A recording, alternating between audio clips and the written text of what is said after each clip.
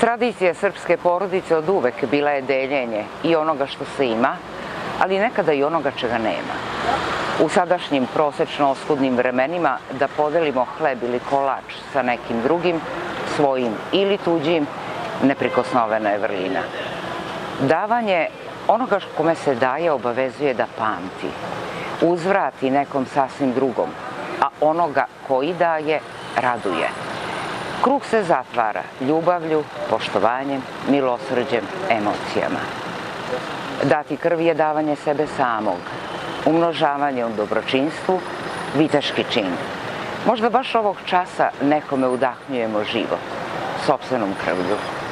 Stoga nema izgovora, niti valjanog razloga da danas ne damo krv. Budimo vitezovi u dobru i u ljubavi.